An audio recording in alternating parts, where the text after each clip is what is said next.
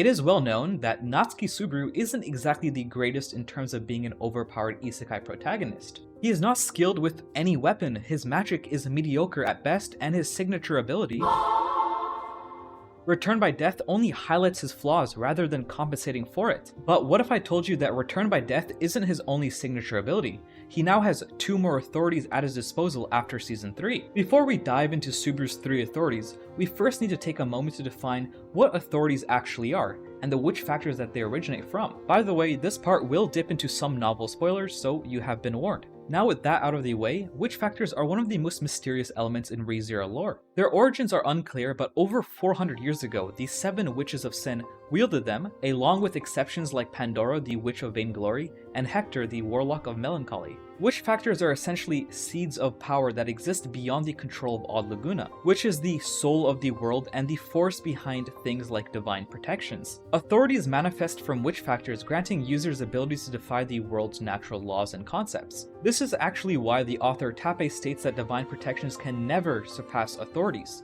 As a power system, authorities are unique because they manifest differently for each user. They depend on how the user interprets and resonates with the sin they're associated with. This distinction is going to be important, and it's a key reason to why Subaru's versions of his authorities are so different from those of the original Sin Archbishops. So with this context in mind, let's go over the 3 authorities that Subaru has. Starting off with the obvious one, Return by Death, granted to him by Satella. Essentially, this ability allows Subaru to return to a specific point in the past upon death, a checkpoint that is set by Satella. What makes it especially tormenting though, is that Subaru is forced to retain his memories for every painful loop he endures, while everyone else, with the exception of Satella, remains unaware of his suffering. Return by Death doesn't mask Subaru's flaws, it highlights them and forces him to confront the worst parts of himself. Early on, he tried to escape these truths, lost in fantasy, but the loops of suffering eventually pushed him to face and overcome them. So within the story, Return by Death is the power to change, not just to change fate, but to also change oneself. It's most effective when Subaru learns, grows, and adapts. Without this personal growth, Subaru would remain trapped in a never-ending cycle of death,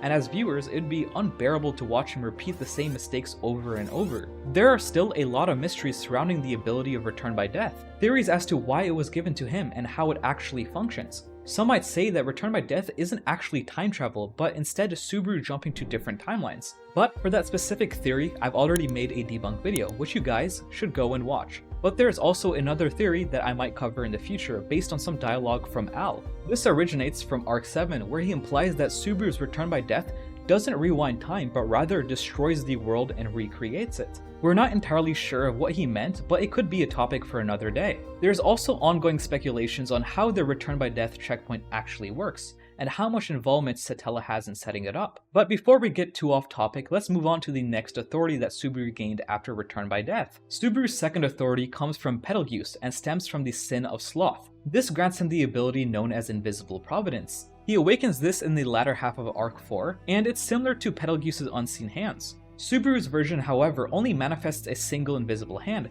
that can phase through matter. Unlike Betelgeuse's multiple hands, this one is significantly weaker, and doesn't compare to the previous wielded versions. Additionally, summoning this authority takes a severe toll on Subaru. His internal organs flare up, his soul becomes increasingly tainted, and he's struck by violent coughing fits, often accompanied by vomiting blood. There are even times where he blacks out because of severe drawbacks, leaving him unconscious for days.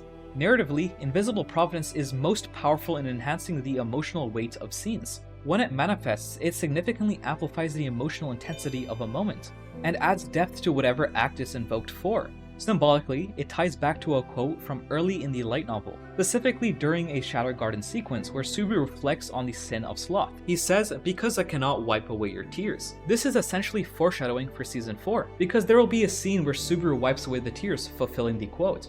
But whether Invisible Providence grows stronger, or if Subaru might eventually become something akin to the next Betelgeuse, as hinted by Sirius at the end of Season 3, remains uncertain. We'll just have to wait and see how it evolves. And now that we're in Season 4 territory, let's talk about the next and currently last authority Subaru will awaken for the first time this season. Before we dive in though, here's your final spoiler warning for Season 4, which hasn't aired yet. Subaru's third authority, awakened in Season 4, originates from Regulus Corneus, the Sin Archbishop of Greed, and grants him the power known as Cor Leonis. At its core, Cor Leonis allows Subaru to shoulder the physical and emotional burdens of others, such as fatigue, injuries, and even pain. It's essentially a magical support system built on empathy. By absorbing the suffering of others who trust him, Subaru empowers his allies to keep moving forward. He can even sense their locations as glowing points of light, symbolizing their lives connected to his own. But of course, this power comes at a cost. The damage he takes isn't metaphorical, it's very real.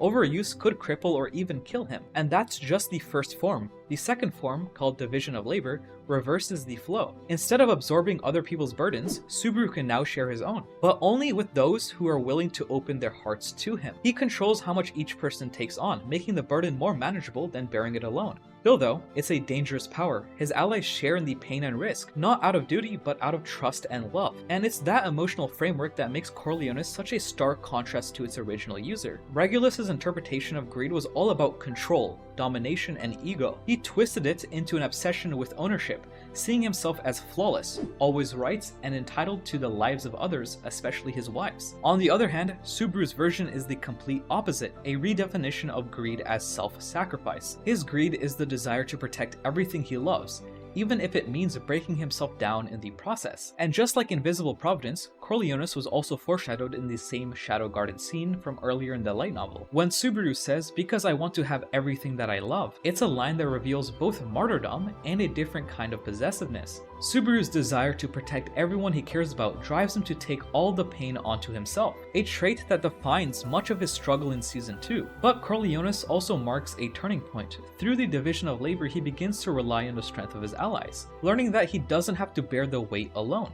He can move forward with them, not ahead of them, bearing the burden instead of shouldering it alone in solitude. And as with his other authorities, Cor Leonis isn't flashy or destructive like you would expect from a typical Isekai protagonist. It's not about strength, it's about resolve. It doesn't elevate Subaru above others. Instead, it connects him to them, tying their fates together with an invisible thread of pain and trust. ReZero consistently emphasizes the strength of bonds, and how true victory comes not from bearing the burdens alone, but from sharing them.